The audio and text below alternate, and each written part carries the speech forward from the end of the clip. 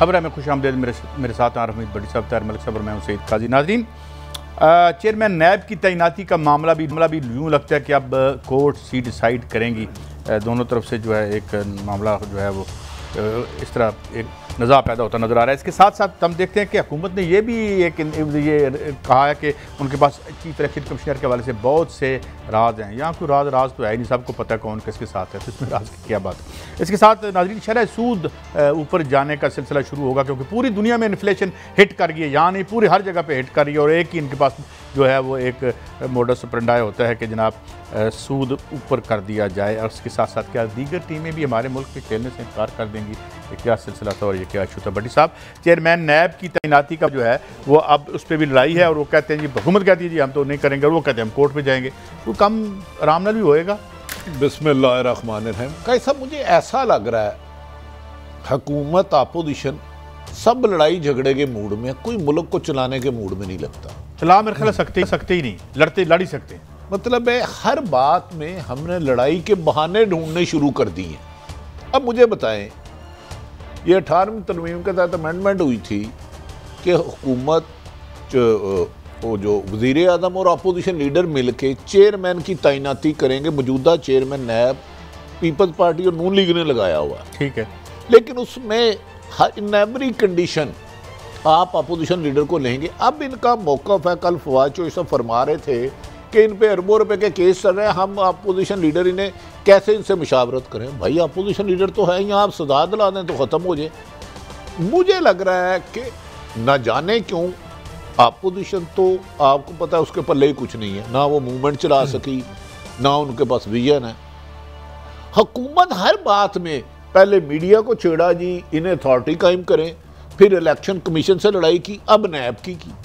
मुझे लगता है आगे टकराव ही टकराव है, लड़ाई झगड़े करना चाह रहे हैं, फितना फसाद करना चाह रहे हैं ये इस मुल्क को। मेरा ख्याल है ये हालात इस मुतम्मल नहीं है।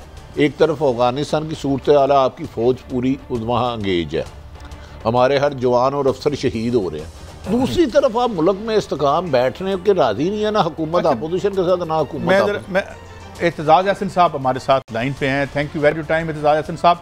इसी मामले पे सर, ये जो चेयरमैन नैब की तैनाती, हम तो ये समझते हैं कि ज़ाहिर अपोजिशन और गवर्नमेंट करती है, इसको एक्सटेंशन देना चाहते हैं जबकि अपोजिशन कोर्ट में जा रही है। इसमें लीगल पोजीशन क्या है? क्या गवर्नमेंट एक्सटेंशन दे सकती है या नहीं दे सकती? एतजाज़ हसन साहब जी, गवर्नमेंट नहीं दे सकती एक्सटेंशन क्योंकि इसमें कानून में लिखा हुआ है एक्सप्रेसली कि फॉर 1 टर्म इसका होगा, नॉट एक्सीडिंग 1 टर्म।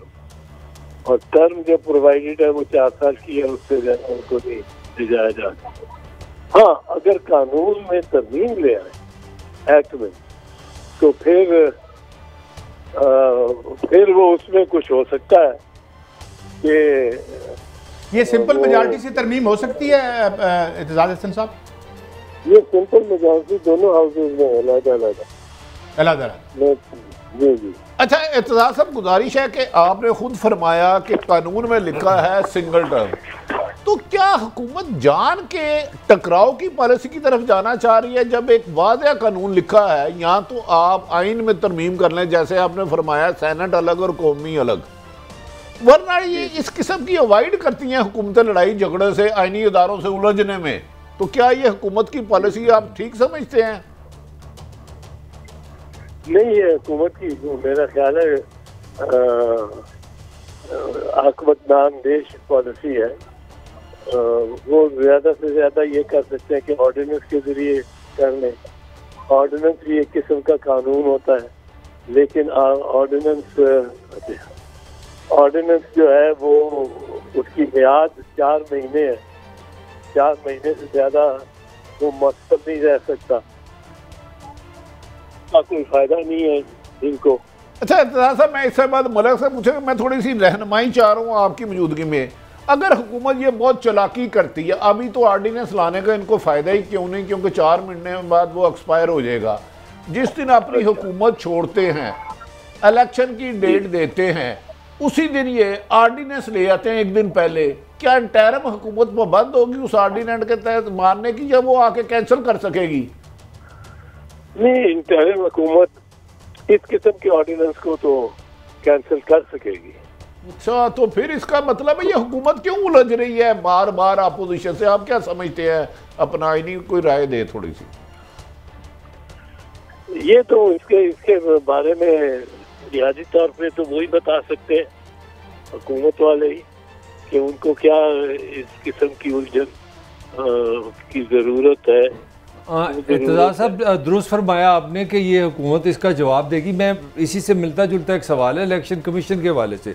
अब हमारे जो वज़ीर इत्तलात हैं उन्होंने फरमाया कि जो 2 इलेक्शन कमीशन के मेंबर आने हैं वो ख़ुद इस पर कुछ करें, और वो ये उन्होंने ऑर्डर जो किया 2 वज़रा को जो नोटिस दिया है इसको कैंसिल कराएं।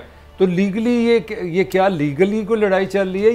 ये भी एक सियासी महाजरा ही है। किस तरह आप देख रहे हैं इसको?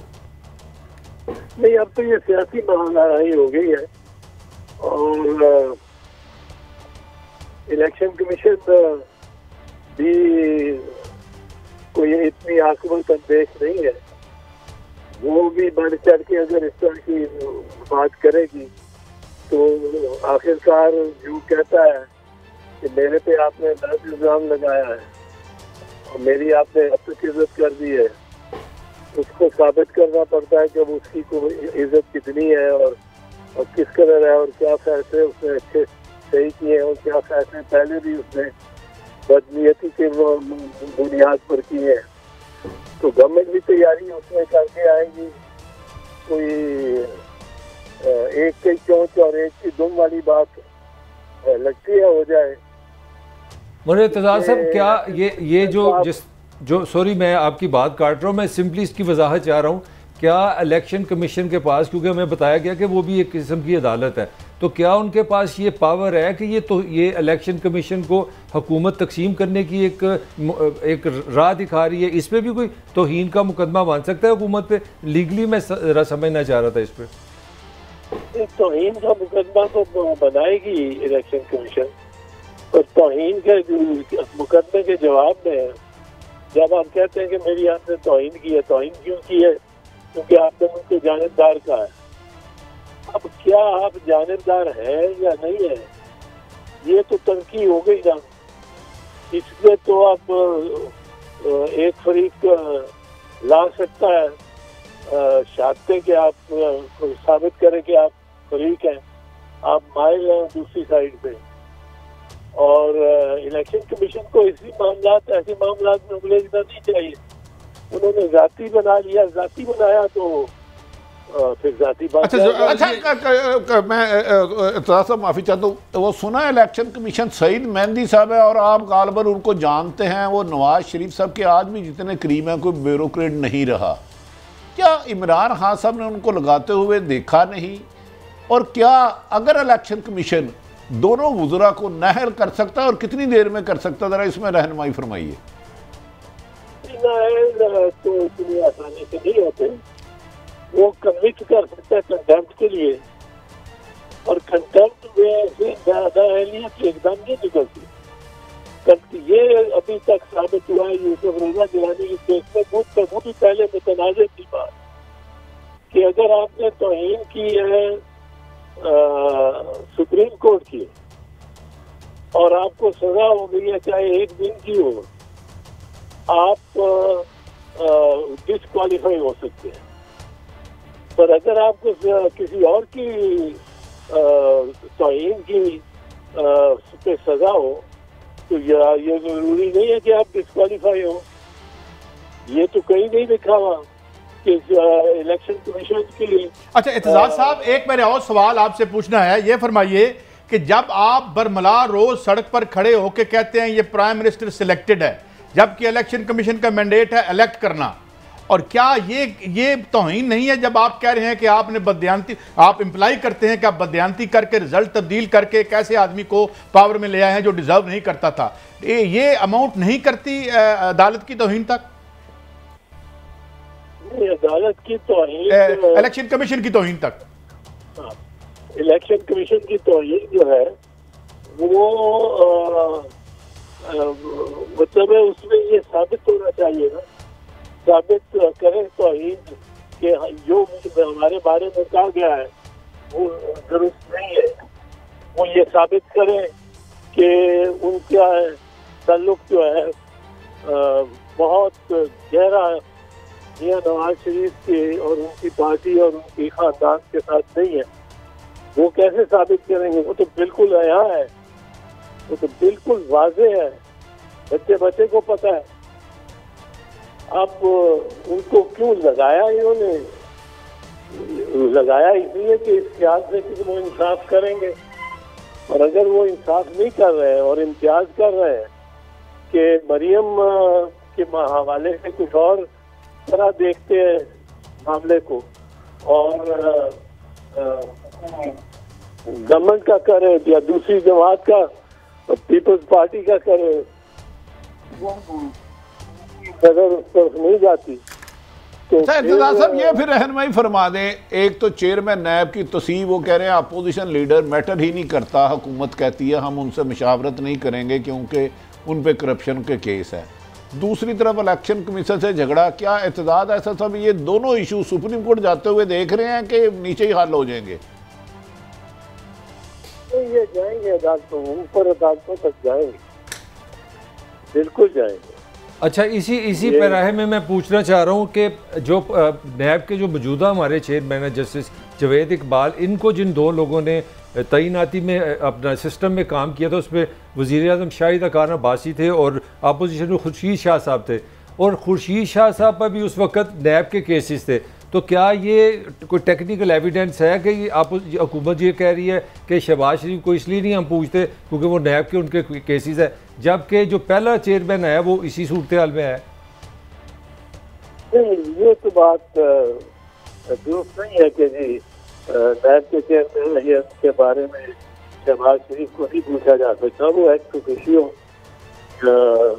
लीडर ऑफ द अपोजिशन है, उनके साथ मशावरत करना लाजिम है उस नैब के कानून के तहत, या वो नैब के कानून को तब्दील करें, उसमें तरमीम करें और एक्ट ऑफ पार्लियामेंट से करें, दोनों हाउसेज में अक्सरियत ला के दिखा के और करें।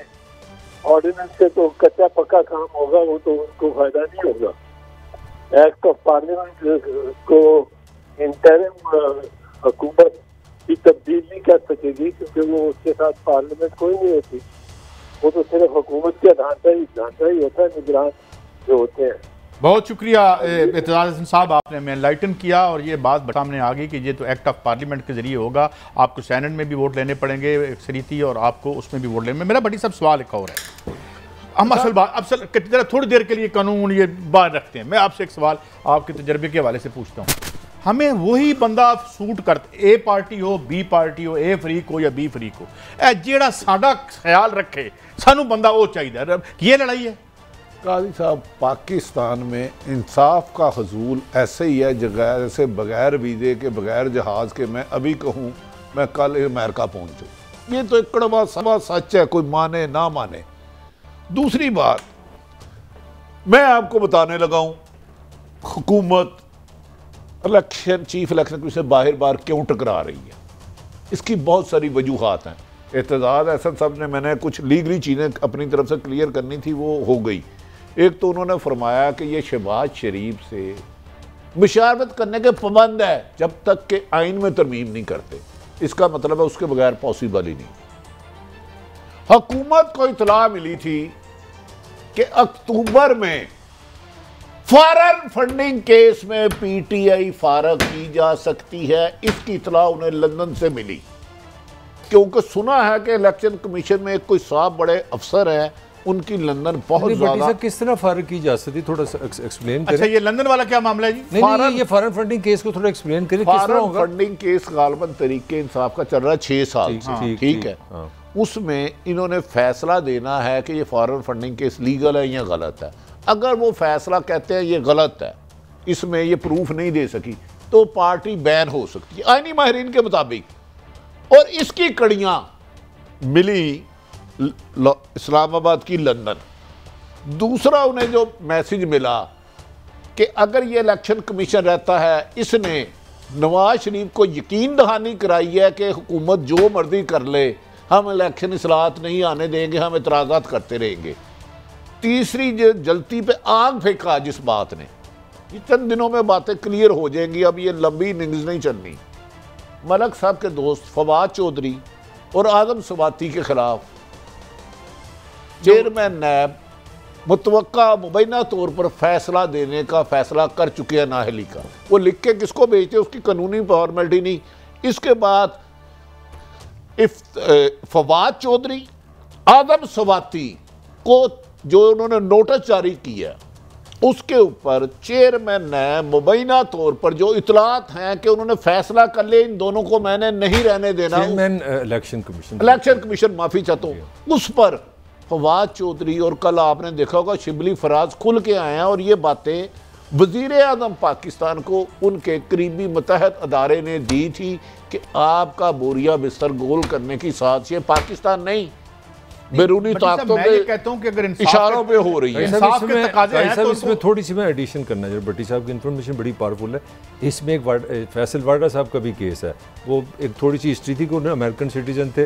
वो केस ये है कि आपने जब हमें बताया तब आप MNA बन चुके थे। वो केस है 5वीं एक और है, 3 तो उन्होंने बड़े जबरदस्त। तीसरी और बता म्यूट करो। डस्के इलेक्शन की भी रिपोर्ट हुकूमत पंजाब के खिलाफ लिख ली गई है इलेक्शन कमीशन में। चलें अब काम कितना सख्त हो। अब आगे क्या होता है मुझे गैप इंसाफ पे मबनी तौर पर कर रहे हैं या इनकी कोई पीछे से मुबैना तौर पर हिला रहा है? जी मेरी इंफॉर्मेशन के मुताबिक देखें मैं कोई सबूत नहीं ला सकता ना, मैं इसीलिए किसी भी शख्स का नाम ले रहा हूँ। इसके ताने बाने लंदन बुने जा रहे हैं, इसी वजह से शहबाज शरीफ मुतरक हुए हैं।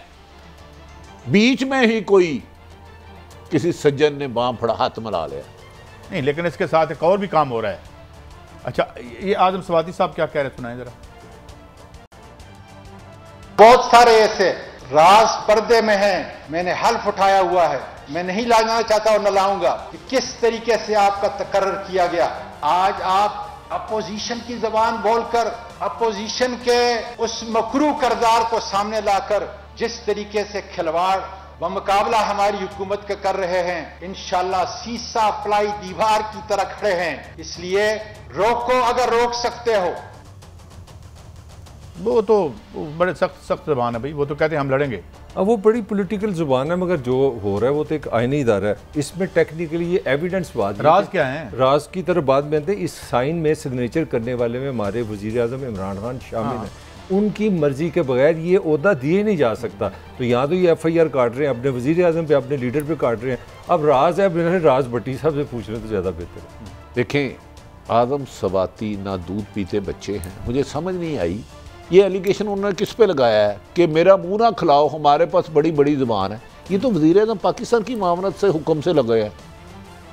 इसका मतलब यही मैं भी कह रहा हूँ। मुझे एक बात बताएं, राज की एक बंदा नौकरी के लिए इम्तिहान देता है CSS, वो जाके करप्शन करनी शुरू कर देता है, तो हम जो है पब्लिक फेयर कमीशन को पकड़ लें जाके। अगर इमरान खान ने साइन किया है तो मतलब इसके क्राइम्स के वो जिम्मेदार हैं। एक मिनट आपसे अगर उन्होंने कोई मुल्क दुश्मनी या कानून की वायलेशन कर रहे हैं इलेक्शन कमीशन आदम सवाती के बकौल राज सीने में नहीं होते, जराइम पेशों के खिलाफ कार्रवाई करनी होती है। ये तो ब्लैक मलक साहब मुझे समझाएं, एक अफसर गलत काम कर रहा है जिसने भी लगाया है तो क्या राज सीने में रखने गए या कानून के मुताबिक कार्रवाई। दूसरी बात काई साहब आप अंडर एस्टिमेट कर रहे हैं, आज का नून लीग की भी बड़ी एग्रेसिव है। इलेक्शन कमीशन के लिंक जोड़े लंदन से, आप मेरा ख्याल है फॉरेन फंडिंग केस को भी बहुत ईजी ले रहे हैं। डिसीजन आ गए, ये सारे सुप्रीम कोर्ट में ही जाने हैं। फवाद चौधरी और आजम सवाती की ओहदे स्टेक पे लगे हुए हैं। उसके बाद ये वाला डस्के केस की रिपोर्ट तैयार पड़ी है। आगे सुप्रीम कोर्ट को स्टे दे दे, हाई कोर्ट स्टे दे दे, इलेक्शन कमीशन इस वक्त नहायत अदब एहतराम से मेरी राय के मुताबिक इंडिपेंडेंट नहीं है, किसी और की गेम खेल रहे हैं। आगे अब मलक साहब, वैसे मैंने पहले भी कहा था, वो अफजल खान साहब ने उन्होंने 2013 के इलेक्शन के बारे में कहा था ये सारा चोरी हुआ है। वो इलेक्शन कमीशन के सेक्रेटरी थे ना, क्या नाम है? इसमें एक छोटी सी और चीज़ ऐड है। एक तो वो जो भट्टी साहब ने बताया ना जो डस्का वाला, वो एक्सपेक्टेड है कि एक हफ्ते में रिपोर्ट आएगी। वो कानूनी वो रिपोर्ट मतलब फाइंडिंग जिसको बोलते हैं। और अगले महीने में जिस तरह इन्होंने बताया कि वो आपका फॉरेन फंडिंग केस है, उसकी थोड़ी सी हिस्ट्री या फैक्ट्स आ जाएंगे। अभी तक फैक्ट्स नहीं है। फैक्ट्स ये हैं कि वज़ीर आज़म पाकिस्तान जो है वो, क्योंकि PTA के चेयरमैन, उन्होंने सिग्नेचर करके इलेक्शन कमीशन को इलेक्शन से पहले बताया था कि हमें इस तरह इन मुल्कों में हमारे फंड है, हमारी जमात जो है इसको पाकिस्तानी जो बाहर रहते हैं। अच्छा, उन्होंने उनके सिग्नेचर के मुताबिक 8 या 9 अकाउंट्स हैं जो PTA मानती है, मगर स्टेट बैंक ऑफ पाकिस्तान ने जो रिपोर्ट शाया की उसमें वो 22 निकला है। ये उसका क्लैश है, यानी कि जो स्टेट बैंक के पास PTA के फॉरेन फंडिंग अकाउंट तो सारी पार्टीज हैं, वो सारी हैं, वो तीसरी एक चीज में ऐड करना। राना सनाउल्लाह साहब ने कल कहा है कि ये जो 25 इंटरेस्टिंग टीटीओ के जरिए ये पार्टी फंड आ रहा था। काजी साहब एक इंटरेस्टिंग एक और इसमें बड़ी तो अच्छी बात है, साबित करें कि एक इंटरेस्टिंग एलिमेंट और है इसमें, जो हमारे इलेक्शन कमीशन ने 2 वज़रा को नोटिस किया ना, उसमें एक और एस्पेक्ट है। उन्होंने लिखा है कि ये जो आपने बातें की हैं जो सेनेट की जो कमेटी में, वो प्रेसिडेंट ऑफ पाकिस्तान के सामने की हैं, तो इनडायरेक्टली पाकिस्तान के सदर पाकिस्तान जो आपकी रियासत के सरबराह हैं उनको भी शामिल किया इस नोटिस में। बातें करते रहें, क्या फ़र्क पड़ता है यहाँ पे। मगर मलिक साहब, मैं भट्टी साहब, एक बात है, मुझे लगता है, क्यों लगता है कि हमें हर किसी को अपना अपना जस्टिस मलिक कयूम चाहिए, इसकी क्या वजह? इस बात में दो राय है ही कोई नहीं। इस मुल्क में सबसे नामुमकिन काम, मुश्किल नहीं अब नामुमकिन है, इंसाफ का हसूल है कमज़ोर आदमी के लिए, और ताकतवर के घर की पिंजरे की चिड़िया है इंसाफ, वो जैसे मर्जी मोड़ ले मोम की नाक है। मुझे आपको इंसाफ 100,000 साल नहीं मिलेगा। इसमें भी वो जीतेगा जो ज़्यादा ताकतवर होगा, चाहे चेयरमैन नैब का रोल हो, चाहे इलेक्शन कमीशन हो। लेकिन एक बात का जवाब आज इजलास साहब शायद मैं कर नहीं सका सही तरीके से सवाल कि यार सिलेक्टर क्या ये इलेक्शन की बॉडी है या सिलेक्शन की बॉडी है? पूरी मुस्लिम लीग नून इसको सिलेक्ट यार 2 मिनट ठहर देना, फिर 2 मिनट ठहर जाए। इलेक्शन कमीशन ने आज तक 1 अरब दफा नून लीग ने इल्जाम लगाया 2018 का इलेक्शन फ्रॉड है, चोरी है, धोखा हुआ है, ज़िमनी इलेक्शन फ्रॉड हुआ है, डसका दसका। आज तक उन्होंने नून लीग पे कोई कार्रवाई की इलेक्शन चीफ इलेक्शन में नहीं की, ना करेंगे। लिखे नहीं करेंगे। 1913 में इमरान 2013 की इलेक्शन है, मैं सॉरी, खान साहब ने ये इल्जाम इलेक्शन कमीशन पे लगाया था कि धांधली हुई है। ओ यार मैं कह रहा हूँ इलेक्शन कमीशन के सेक्रेटरी ने लगाया था, मोहम्मद अफजल खान साहब ने लगाया था। इमरान खान को छोड़े, अच्छा चले इमरान खान को भी छोड़े। 2013 का तो इलेक्शन इतना शफाफ था, उस वक्त आसफ अली जरदारी साहब मोहतरम पीपल्स पार्टी के पाकिस्तान के सदर थे, उन्होंने कहा ये RO के इलेक्शन है, तो इलेक्शन कमीशन तब क्यों नहीं बोला? मुझे लग रहा है इलेक्शन कमीशन कुछ मौजूदा हुकूमत से ज़्यादा पर्सनल हो गया है बादिउल नज़र में। जाहिर है फिर थोड़ा तो आप की बातें भी तो कर रहे हैं। अच्छा, फवाद चौधरी साहब, ब्रेक है, ब्रेक के बाद हम सुनाएंगे आपको फवाद चौधरी साहब इलेक्शन कमीशन और दीगर हवालों से क्या बात कर रहे हैं ब्रेक के।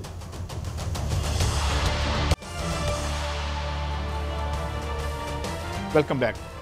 कुछ और भी बातें हैं, मैंने वो फवाद चौधरी साहब के भी बाद में सुनवाता हूँ आपको, लेकिन एक और जो खबर आई है और कल से बड़ी चल रही है, शहबाज शरीफ साहब पर जो केसेस थे 25 अरब के, उसमें अब हल्का तफ्तीश वसी होता चला जा रहा है। इसमें FIA के कुछ अपने लोग भी जो हैं उनका नाम भी आ रहा है जो बैंकिंग सेक्टर को देख रहे थे। और मलिक साहब इसमें यह भी हुआ है कि जो एक छोटी, मैं अगर 30-40 लाख रुपए भट्टी साहब के अकाउंट में भेजता हूँ तो बैंक खुद पूछता है मुझसे। 2 दफ़ा बैंक ने पूछा जी ये रकम कहाँ से आई थी, ये कहाँ थी, तो हम तो खैर टैक्स। अब वो कह रहे हैं कि MCB के ज़रिए, मुस्लिम कमर्शियल बैंक के ज़रिए ज़्यादातर जो हैं जो पैसे आए हैं वो उसके ज़रिए आए हैं। तो उसमें जो बैंक की मैनेजमेंट है उसको भी उन्होंने ज़ेर तफ्तीश कर लिया है। और जो लोग FIA में बैंकिंग सेक्टर को देख रहे थे और उनके यानी मुबैना तौर पर जिन्होंने चश्मपोशी की है, तो भट्टी साहब मुझे ये लगता है कि ये फैल रहा है काम। मुझे ऐसे लग रहा है कि काजी साहब में आने वाले दिनों में अंजाम का तो मुझे तो नहीं पता, लेकिन टकराव बहुत ज़्यादा है, उलझने ज़्यादा हैं। दोनों सियासी जमातों ने, अपोजिशन ने और हुकूमत ने सोच लिया है कि एक दूसरे को हमने नहीं छोड़ना। अच्छा, शहबाज शरीफ साहब बड़े एग्रेसिव हो गए हैं और उनका बयानिया थोड़ा सा करीब जाता नजर आता है मरियम साहिबा के, जरा देखिए सुनाइएगा। कंटोनमेंट बोर्ड जहां पर PTI ने जन्म लिया और आज इसी जन्म भूमि में PTI की सियासी मौत वाक़या हुई। तो मलिक साहब ये तो फिर आपस में कजन हुए ना, मियां अपना इमरान खान साहब और शहबाज, सारी कजन है, ये कजन है ये भी। तो फिर तो आपस में भाईचारे से रहना चाहिए। ताहिर कादरी उनके कजन है, ये उनके कजन है, सारी एक ही पार्टी है, ये पार्टी एक है, वो वाली बात है। अच्छा ये भी देखिए, खुद को मुल्क का पता नहीं क्या ये आप देख रहे हैं ना, सब में। अच्छा मजे की बात है हमारी। मैं आपसे सवाल ये कर रहा हूँ कि क्या मरियम का बयानिया अख्तियार कर रहे हैं किबला शहबाज शरीफ साहब? मेरे ख्याल में स्टेटमेंट तो बड़ी क्लियर उन्होंने दी है कि उनकी जन्मभूमि यानी कंटोनमेंट का मतलब आपको मेरे से ज्यादा आता है। शहबाज शरीफ ने इन 3 सालों में पहली दफा एस्टेब्लिशमेंट पे अटैक कर दिया। इन्होंने कहा कंटोनमेंट बोर्ड, कंटोनमेंट में जहां पीटीआई ने जन्म लिया यानी कि फौज ने इसको बनाया, जन्म उन्हीं होती है जाए पैदाइश। मैं इसलिए तो कह रहा हूं कजन हो गई आप, और यहाँ ही मौत हो गई कि हमने घुस के एस्टेब्लिशमेंट में इन्हें मारा, इलेक्शन जीता 17%। मेरी समझ में नहीं आ रहा कि बयानिया हमेशा मैं कहता था एक है और आज भी कह रहा हूँ, लेकिन शहबाज शरीफ को कहीं FIA तो नहीं पकड़ी इतना एस्टेब्लिशमेंट के खिलाफ।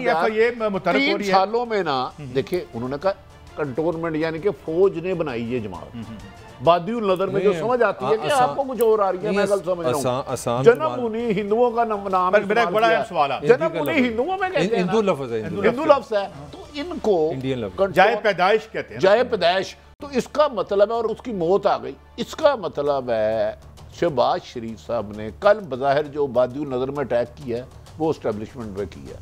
मुझे इसके मेरा एक सवाल है, इसी में सवाल, आप बात जारी रखिएगा। तो वो जो तमाम MNAs कह रहे थे कि मरियम साहबा को पीछे करो, शहबाज शरीफ साहब को आगे लेके आएं, और शहबाज शरीफ साहब का बयानिया, अब वो किधर जाएंगे बेचारे अगर मरियम साहबा ये एक हो जाते हैं? पार्टी में बगावत हो गई है। यहाँ तो आज शहबाज शरीफ भी खुल के कह दें कि जनाब मेरे भाई का बयानिया मेरा बयानिया है, आर्मी चीफ भी रिजाइन दें, DGI भी रिजाइन फौरी तौर पर दें, क्योंकि इनकी जाए पैदाइश जन्मभूमि पे हमने इसकी मौत कर दी है। और दूसरा ये इलेक्शन एस्टेब्लिशमेंट जो खलाई मखलूक ने चोरी की है, तो अच्छी बात है दोनों भाई एक बयानिए पे आके खुल के खेल लें, ताकि पार्टी में जो कंफ्यूज है लीडरशिप जो कहती है कि मुझे नोटिस क्यों मिला, मुझे नोटिस क्यों दिलाया, ख्वाजा आसफ सब किसी को कहते हैं, वो किसी को टॉन्ट करते हैं, ये सिलसिले रुकने चाहिए। ये लोगों को कंफ्यूज किया जा रहा है मुझे। अच्छा जावेद लतीफ़ साहब के कुछ बयान आते रहे, उसके बड़ा ज़बान ज़द खास आम रहे, इस पे राना तनवीर साहब ने जो उनके सीनियर लीडर हैं, ये तो बड़ा सख्त मलिक साहब उन्होंने जवाब दिया है। नहीं, जब आपने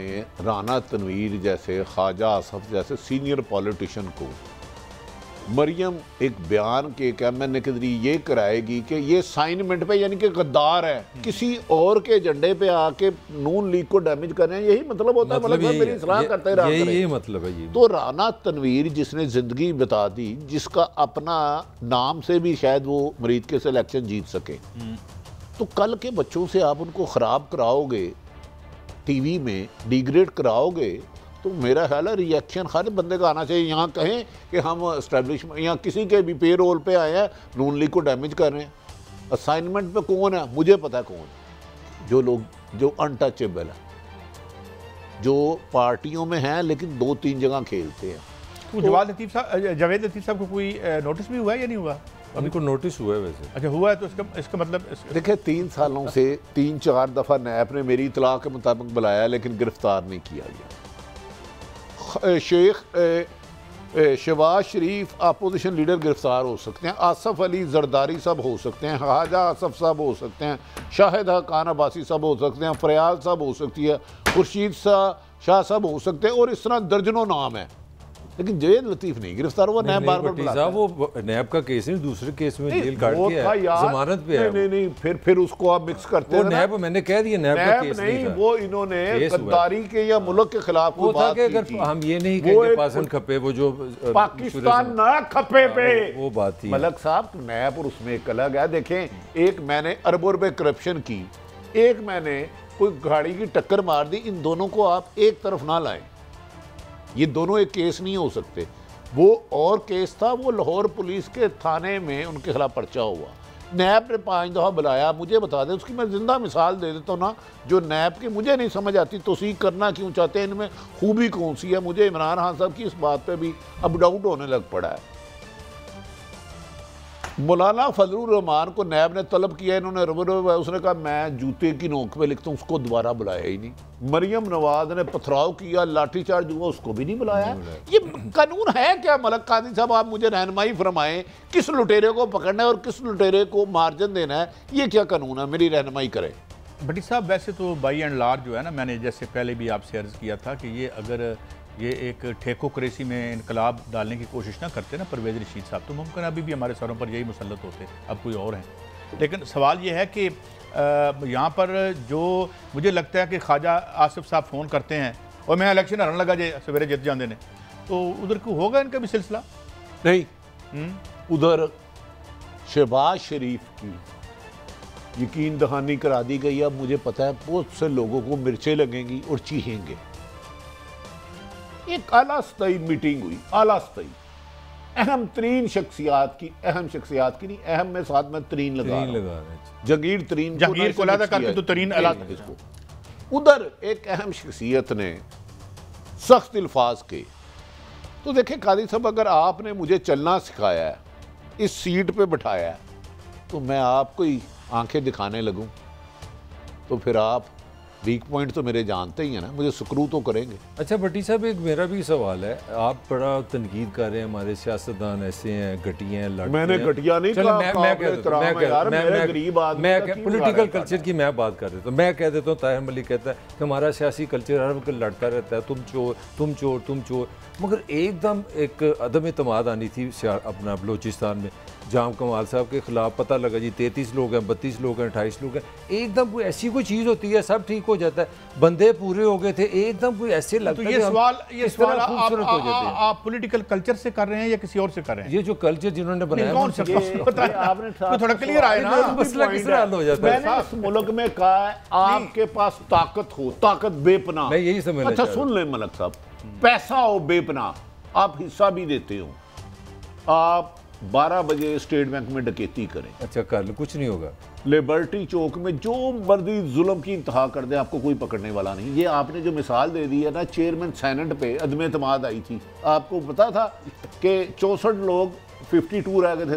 ऐसे ही है। तो इस मुल्क में सिर्फ इंसाफ ना मांगो, कमजोर होके हाथ दे दो, काट दो। मेरा एक सिंपल सा सवाल है, तो सारी बातें एकदम किस तरह चीजें ठीक हो जाती है? मुझे एक बात बताओ, इस नंबर पे आपको फोन आता है, नंबर ही नहीं आता मलक साहब, सही हो जाए। परसों आप खालद चौक के करीब निकले थे, आपकी गाड़ी आहिस्ता हुई थी, कोई चीज भी टकरा सकती थी, मतलब है बिल्ली बिल्ली फोन कर सकती भी हो सकता है, बिल्ली। एक बात ये है ना कि मतलब ये क्यों नहीं फिर हमारे जो सियासी कल्चर है इसको फिर उठना चाहिए, कुछ उसमें जान आनी चाहिए। नहीं जान कैसे आएगी? मेरा ये इसी के आदि, इसी के पैदावार है। कादी साहब आप भी बादशाह, जान तो पुट्टो में आप मुझे पाल रहे हैं, मैं इस काबिल नहीं हूँ इस सौदे पे, आपने जो मर्जी किया मुझे इस सौदे पे पहुंचा दिया, तो अगर मैं ही आपको आंखें दिखाऊंगा तो फिर आप अगर फिर हम कब तक कहते रहेंगे? मुझे वो पुल पे बैठा हुआ आदमी याद आ जाता है, बड़ा परेशान था, उसने कहा क्या हुआ? कहते यार फलां बंदा आके मेरे रोज थप्पड़ आता है तो थप्पड़ मार जाता है। तो उसने कहा कि तू आज क्या हुआ? कहता आज उसने आना है। तो कहते तुम उसके मना कर दो, क्यों थप्पड़ मारते? कहता मुरब्बत भी तो कुछ चीज होती है। ये मुरब्बत कब तक आपके सियासतदान करते चलती रहेगी? ये कल्चर ऐसे चलेगा। ये लड़ाई का कल्चर है, इलेक्शन पे इल्जाम का कल्चर है, जीतने वाले के लिए ये धांधली नहीं है, हारने वाले के लिए धांधली। अच्छा कादी साहब मुझे बताएं, ये कंटोनमेंट के इलेक्शन हुए, से लड़ाई है सब, ये कंटोनमेंट के इलेक्शन हुए, अगर ये इलेक्शन पंजाब में पीटीआई जीतती तो नून लीग ने मारना था, फिर इलेक्शन पे इल्जाम लगने थे और गलीज तरीन लगने थे। पंजाब साहब का क्या मामला है? ये कभी कहते हैं जा रहे हैं, आ रहे हैं, इस्तीफा दे रहे हैं, रह रहे हैं, वैसे अब मैं हालांकि इससे फर्क तो पड़ता नहीं कोई। आपकी देखें, मेरे ख्याल में अगर पीटीआई में कोई समझदार है तो उनमें गवर्नर साहब हैं, एक और नियाजी साहब हैं इस्लामाबाद में, वज़ीर आज़म इमरान खान साहब नहीं है, वज़ीर आज़म इमरान खान साहब उनमें नहीं है, वो काबिल एहतराम है, ऑनेस्ट भी हैं। जस्टिस वजीउद्दीन की रिपोर्ट पढ़े, उन्होंने कुछ करप्शन के इंकशाफात किए थे, और ये एक लॉबी, पीटीआई की बात कर रहे हैं ना, पीटीआई की करो, पाकिस्तान तहरीके इंसाफ, पाकिस्तान हम दोनों की करते हैं, पीटीआई की भी करते हैं, पाकिस्तान तहरीके इंसाफ है या नहीं है, लेकिन मैं नाम पूरा ले रहा हूँ। मलक साहब उधर एक मीटिंग हुई आला सतही, जिस पर कुछ लोगों ने इजहार किया तो एक बंदा है जिसके बारे में जस्टिस वजीउद्दीन क्रेडिबल है, आप उन्हें मानते हैं कि नहीं? मैं तो उनका बहुत एहतराम करता हूँ, और वो रिपोर्ट भी मैंने पढ़ी हुई है जो इलेक्शन पीटीआई का हुआ था, उसमें कुछ लोगों के बड़े बड़े नाम लिखे हैं मुबैना तौर पे। अच्छा, उस रिपोर्ट में हाँ, ये सारी वो गेम कर रहे हैं। वो आजकल दरअसल इस्लामाबाद में अहम है। तो मेरी इतला के मुताबिक गवर्नर साहब नहीं दे रहे, लेकिन हालात कोई साजगार नहीं है। कुछ लोग चाहते हैं कि वज़ीर आज़म के करीब 2-4 लोग ही सिर्फ रह जाए जो इस वक्त असल नोट बना रहे हैं। नहीं तो गवर्नर तो इतलात है वो छोड़ना चाह रहे हैं, अपना योद्धा छोड़ना चाह रहे हैं। देखिए, छोड़ना चाह रहे हैं, मैंने आपको रीज़न बता दिया है कि मिसाल के तौर पे जिस तरह मरियम नवाज साहबा ने कहा था तुम क़यादत से सवाल करने वाले कौन होते हो। कभी कभार कोई लीडर हो ना, अगर जहाँ जमहूरियत हो, एक सियासी जमात में आम है पीपल्स पार्टी, आप अगर कहते हैं कि जी आसफ जरदारी बड़ा अहम है लेकिन हमारी वजह से हम भी तो उसके साथी हैं, कुछ लोग इन बातों को भी माइंड कर लेते हैं। पूरी बात नहीं पूछनी, मैंने पहले कहा ना, सिर्फ सेंसर करके बात सवाल नहीं करना। कुछ लोगों की अना और तकब्बर बहुत ज़्यादा होता है। मैं कह रहा हूँ ना, कादी सईद साहब की वजह से बहुत अच्छा प्रोग्राम है, कादी साहब बड़ा अच्छा प्रोग्राम चलाते हैं, लेकिन थोड़ा सा मलक साहब का मेरा हिस्सा है, आप इस बात पे माइंड कर देते हो भाई मैं हूँ। तो इसके पीछे ये है, गवर्नर साहब के रिज़ाइन की खबरें चल रही हैं और चलवाई भी जा रही हैं, और मेरी इतला के 2-4 दिन में सोशल मीडिया पे बड़ी कैंपेन भी चलाई जाएगी गवर्नर साहब के खिलाफ। मतलब है वो देख लें कि जाते या नहीं जाते, ये तो राना सनाउल्लाह साहब का कुछ शॉट है हमारे पास शायद, क्या है जी? अच्छा, कुछ वो बातें कर रहे हैं कि लोग अपने लोगों के बारे में उन्होंने कहा है कि जनाब ये शकूक का इज़हार कर रहे हैं कि तो फिर वो कैसे डेंट डाल सकेंगे पीटीआई में? काई साहब देखें, to be honest with you analysis, अब थोड़ी सी इन्फॉर्मेशन चल रही है, वो ये कह रहे हैं कि तरीन ग्रुप के कुछ 10-12 लोग हैं हमें शामिल होना चाह रहे हैं, मगर मैं समझता हूँ एज ए पर्सन मैं बात कर रहा हूँ कि नून लीग का जो अलमिया बन गया ना, सारी वजाहत बयानिया की है। और यार पार्टी इस तरह नहीं होती कि एक दिन आप लड़ते हैं, कभी इस तरह हुआ है कि आपका इजलास और आपका सदर उसकी सदारत ना करे, फिर पूरा महीना बताते हैं जी नहीं शहबाज शरीफ हमारे साथ है, उस बैठे नहीं, हमजा भी हमारे साथ है। तो मैं समझता हूँ नून लीग को जितना नुकसान इस क्लैश ने, अपनी पार्टी को इस तरह जो नुकसान हो रहा है, मेरी राय ये है, मेरी राय है कि नून लीग एक पोजीशन ले ले, यहाँ शहबाज शरीफ आ जाए। शहबाज शरीफ का टेक्निक है, मैं आपको खबर भी दे रहा हूँ। शहबाज की थिंकिंग है कि इमरान की जो परफॉर्मेंस है और ख़ास तौर पे इकॉनमी, महंगाई जो वो समझते हैं कि बर्बादी हो रही है, वो समझते हैं हम अल्टरनेटिव के तौर पे चुप करके बैठे रहें, हुमा हमारे सर पे खुद बहुत बैठ जाएगा। ये शहबाज की थिंकिंग है। नवाज की थिंकिंग है लड़ाई, तो फिर लड़ाई करो, वो फिर सामने ये दोनों में रह के तबाह कर रहे हैं। मेरे एक दोस्त हैं, आप शायद उन्हें जानते हैं, कादी सईद साहब, उनका माशाल्लाह कमो बेशतर 40-45 साल का तजुर्बा है, बाबा सन्यासी हैं। ठीक है, और ये बताए उनके ख्याल में क्या नून लीग में इख्तलाफ नहीं है? उन्हें कोई डाउट है, शक है? बट साहब उसमें दो मुझे इसमें लड़ाई होती भी है, नहीं भी होती। जब कामन दुश्मन आता है तो इकट्ठे हो जाते हैं, जब थोड़ा ठहराव आता है तो फैमिली के कामन दुश्मन नहीं। अब मैं लड़ाई की वजूहात बता देता हूँ और ये साथ में अर्ज कर देता हूँ। अब लड़ाई अर्ज फरमाएं, अरूज पे है लड़ाई, बयानिए की नहीं।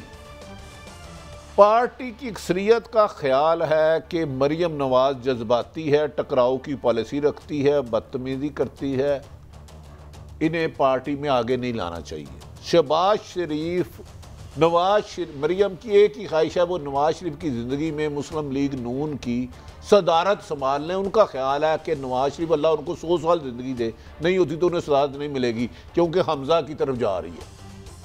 ये लड़ाई वरासत की है कि काजी सईद आरफ मीर भट्टी पे किसने हुकूमत करनी है। बयानिया भी इख्तलाफ है, लेकिन मरियम साहबा चाहती हैं कि नून लीग की वो सदर बन जाए और शहबाज शरीफ एक साइड पे बैठ के MPMN बन जाए और मौजे करे। जबकि दूसरी शहबाज शरीफ का कहना है कि मेरा भाई, जब मैंने इलेक्शन भी नहीं लड़ा था तो 90% हुकूमत मैंने चलाई है। आपको पता है 10 साल 8 से 18 तक अमलन हमजा शहबाज साहब पंजाब हुकूमत के मामला तय करते रहे, तंजीमी सतह पर मामला तय करते रहे। हमजा को मरियम ने बिल्कुल कार्नर कर दिया। लड़ाई ये है, बयानिया भी अलग है, विरासत भी अलग है। मैं एक और बात पे मैं उस दिन एस्टेब्लिशमेंट जो भी जिसको भी ये इल्ज़ाम देते हैं, मैं हार डालने जाऊंगा in the presence of the case जो इस वक्त चल रहा है, जिसमें बहुत से लोग एब्सकॉन्ड कर रहे हैं, FIA के अपने लोग, लॉन्ड्रिंग का केस है, FIA के लोग एब्सकॉन्ड कर गए हैं, ओपन एंड शट केसेस हैं। बैंकों की नजर आती है कि जनाब इन बैंकों ने बहुत बड़े सनदकार का भी नाम आ गया, उनको भी नोटिस उनका तो बैंक है ना, उसके बैंक के मालिक आ गया। अच्छा, अब और ये बैंक कैसे बिका था और कितने में बिका था, इसकी स्क्रूटनी की जाए तो बहुत सारे बंदे अंदर हो जाएंगे मुफ्त में। अब सवाल ये है, ये MCB की तो नहीं बात कर रहे आप, जो सुना था कि 2-4 रुपए में या कुछ पैसों में, BBC तो नहीं है कहीं, MB। अच्छा कादी साहब, हमें कोई सब्जी फ्री नहीं देता, इन्हें पूरे के पूरे बैंक फ्री दे देते हैं, ये चक्कर क्या है यार? फिर आप कहते हैं कि करप्शन नहीं होती। मुझे सब्जी फ्री देंगे तो मैं वापसी पे आपको कुछ टमाटर भी तो पेश करूंगा ना। यही हुआ है मुबैना तौर पर, सुना कि सब्जी फ्री मिली थी तो ये जो बंदे फंसे हुए हैं इन्होंने इनके जरिए कुछ टमाटर वापस गए। सुने हैं मियां साहब की मंशा को FIA के हस्बे मंशा नोटिस हो गया। सही सुना है पता नहीं हो गया पाजी पार्टनर जी उधर। अच्छा ये दिखा भी दिए यार, मैं बड़ा लायल आदमी हूँ। देखें ये देखें कैसी टाई है, ये टाई कम से कम देखें। एक बात ये है, आप ये क्या कहा था उन्होंने, मैं नाम ले दूंगा, गवर्नर साहब ने एक बात की थी, मैं भी और भट्टी साहब वहां बैठे थे, उनका यार देखो जो लीगल बैटल का जो सबसे अहम तरीका है ना जीतने का, वकीलों को पैसे देने में कोई कंजूसी नहीं कर, ये तो मेरा ख्याल है इनको कुछ नहीं होगा। बिल्कुल 100% नहीं होगा। आपके मुंह में घी शक्कर। इस मुल्क में कानून के मुताबिक उन्हें वकील क्या करेगा? वकील तो जिरा कर सकता है, फैसला तो जज ने करना है। अगर शहबाज शरीफ आप ठीक कहते हैं, फैसला मुख्तलिफ जज साहबान करते रहे, जैसे मलिक क़यूम साहब, इसके अलावा ये लाहौर हाई कोर्ट के जज थे, एक दिन में इंसाफ किया इन्होंने। जो सुप्रीम कोर्ट के क्या थे, हाई कोर्ट के चीफ जस्टिस थे, रिटायर हो गए हैं, नसीम हसन शाह। नसीम हसन शाह साहब ने तो कहा था हमने भुट्टो को गलत फांसी लगाया है, कहा है उन्होंने, बाद में कहा है। एक बड़ी नहीं देखे नून लीग की एक खूबी है, वो जजों को नवाजती खूब है बाद में। पर मुझे ये नहीं पता कौन नवाजता है कौन नहीं नवाजता, जंगल क्या है, सारे जंगल को पानी कौन देता है, ये तो एजाज अहसन साहब बताएंगे, मगर ये जंगल अजाब बन गया हमारे लिए। ब्रेक के बाद हाजिर होते हैं, शरह सूद क्यों ऊपर जा रही है, महंगाई क्यों ऊपर जा रही है, और क्रिकेट टीम्स की बात करेंगे, और उसके हवाले से मैं एक और भी दिलचस्प बात पॉइंट आउट करूंगा एक ब्रेक के बाद।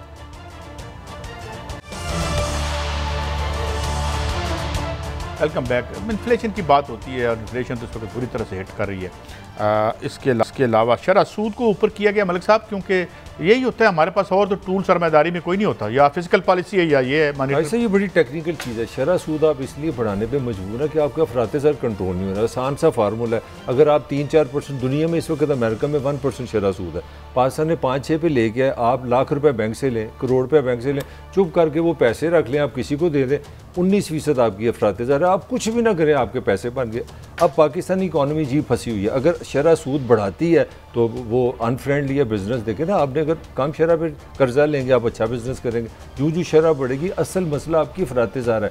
और जो मैं थोड़ी सी महंगाई के हवाले से अफरात ज़र जो बढ़ी है, छोटी सी 1 मिनट में आपसे लूँगा, 16-17% चली गई। मतलब जिस बंदे की 17,000 रुपये सैलरी है ना, जो हुकूमत पाकिस्तान ने ऑफिशियल फिगर है ये, अगर उसको आप 17% निकालें, ये सिंपली एक हफ्ते की मैं आपसे बात करने में 1700 रुपये उसमें कम हो गया।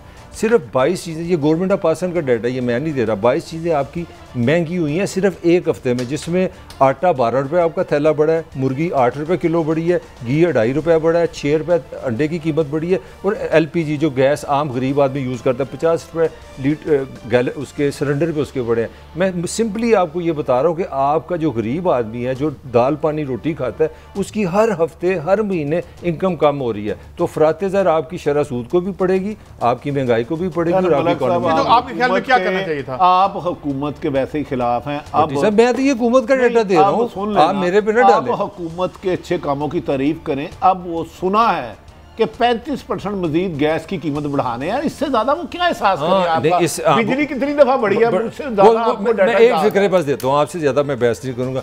ये भी दुनिया की तारीख का शायद पहला वाकया है, हमारे सदर ने एक ऑर्डिनेंस बना दिया है कि 5 से 20% आप पे टैक्स लगेगा, आपके बिजली के बिल पे। दुनिया में कभी टैक्स बता दें किसको लगेगा? नॉन फाइलर को लगेगा, नॉन फाइलर जिसको भी लगेगा। ऑर्डिनेंस से दुनिया ना मुल्क चलाते, बट किसी हद तक आप समझते हैं इकोनॉमी बड़ी है।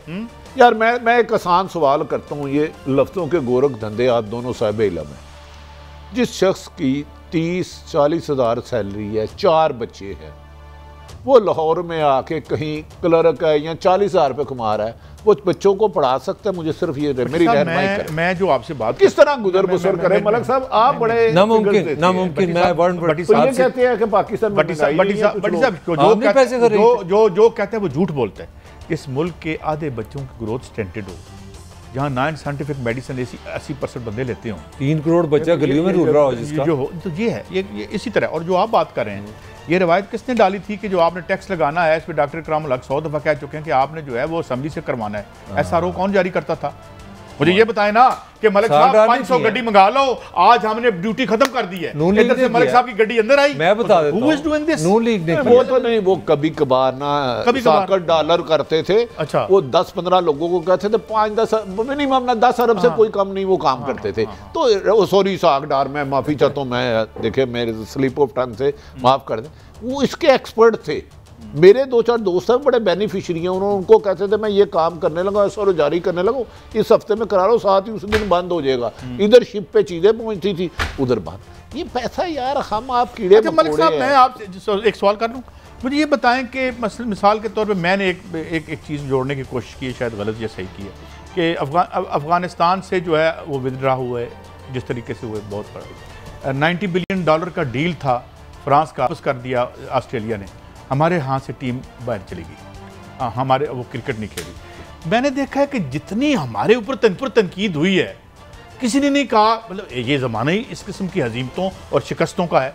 यानी अफगानिस्तान में देखें क्या हुआ, तो ये टीम चली गई है, तो उसके बाद हम शुरू हो गए हैं, बजाय इस मुल्क को हम कहते हैं हमारे साथ ज्यादती हुई है, उन्हें चंगा होया तो नहीं होना चाहिए। नहीं, सिंपल सी बात है, आप भट्टी साहब से भी राय लें। मुझे बता दें, 1 महीना पहले इस मुल्क ने क्या किया? इस मुल्क में जो काबुल में फंसा है, गोरा चिट्टा काला अमीर दुनिया का, कौन सा जहाज़ गया? सिर्फ एक जहाज़ गया, उसका नाम है PIA। आपने, मैं समझता हूँ, हमें आंसू आने वाली बात है, हम दुनिया के मोहसिन हैं। हमने पाकिस्तान वाह जहाज़ था जो गया, जिसने अमेरिका, बरतानिया, नाम लेते रहे, जर्मनी, पोलैंड, हर बंदे की हेल्प की है, और दुनिया हमें पता नहीं क्यों करती। ये भी बड़ा हमने हेल्प किया, जिस तरह जूते खा के वो निकले हैं, यहाँ से बात नहीं करता उसकी। नहीं, मेरी थोड़ी सी अब 2 मिनट दे दें। 50-60 सालों से आप गुलामी की जिंदगी कर रहे थे। मुझे तो फख्र है, न्यूजीलैंड गया 10 दफा जाए, और मेरे हाक में वक़्त ने, इमरान खान साहब हो या कोई हो, एस्टैब्लिशमेंट ने पहली दफा पाकिस्तान के मफाद में फैसले किए हैं। उन्हें नो सुनने की आदत नहीं थी अमेरिका को, आपने उन्हें नो कहा है। यूरोपीय यूनियन बनाती है आपके खिलाफ, फेटफ में रहता है आप। अगर इज्जत की जिंदगी गुजारनी शुरू की, अल्लाह से इज्जत के साथ मांगनी चाहिए। न्यूजीलैंड भाग गया वापस, 4 दिन तक उसे VVIP प्रोटोकॉल मिलता रहा है, प्रेसिडेंट से ज्यादा सिक्योरिटी उनकी थी। और मुझे शर्मिंदगी नहीं है, मेरी हुकूमत ने, अगर इमरान खान ने और आर्मी चीफ ने बड़े बड़े फैसले किए हैं, जिसको अमेरिका 20 साल कब्जा नहीं कर सका, उनके फौजियों को, नेटो को, सबको पाकिस्तान ने रेस्क्यू करके दिया है। ये तो बात है, भागने के काबिल नहीं थे। अब आपने सुपर पावरों को जो डू मोर कहते थे, नो कहना शुरू कर दिया। अब वो बदला तो लेंगे, लेकिन हमें फख्र होनी चाहिए अपनी हुकूमत में। ठीक फैसले किए हैं, जाने तो क्रिकेट नहीं होती ना, और दूसरी कोई टीम आ जाएगी। मैं तो ये कह रहा हूँ कि यहाँ पे आपका जो सोशल मीडिया है, अब देखें ना, $2-3 ट्रिलियन भी खर्च किए, अफगानिस्तान को बर्बाद भी कर दिया, जूते शूते खा के भी चले गए, इस पर कभी कोई ट्वीट नहीं आई। बस बट काजी साहब, वही आपकी जो हमारी सोसाइटी है, साइकोलॉजिकल, चलो छोड़े, हमें क्या है, बहरहाल ये साइकोलॉजिकल स्लेवरी है ना। अगर आप अपने को घटिया समझते हैं तो दूसरा तो डबल आपको कादी साहब हो सकता है घटिया समझते हैं, ह्यूमन बिहेवियर की बात कर रहा हूं, किसी फर्क की बात नहीं कर रहा। पाकिस्तान के साथ खड़े होना है, अपनी हुकूमत के साथ खड़े होना, जहां मुल्की वकार। भट्टी साहब देखें, आपकी बात बड़ी अजीज है मुझे, मेरी सुन, मुझे आपकी बात बड़ी अजीज है और मैं आपकी रिस्पेक्ट करता हूँ। आप प्यारे आदमी, आप अपनी भी इज्जत चाहते हैं, मुल्क की भी इज्जत चाहते हैं, मगर मेरा हमेशा है कि आर्गूमेंट रहा, जब आप MI अपना दुनिया से पैसे मांगेंगे, कर्जे मांगेंगे, सूद की छूटें मांगेंगे, तो फिर इज्जत नहीं रहती। ये भी साथ कहना, फिर खाली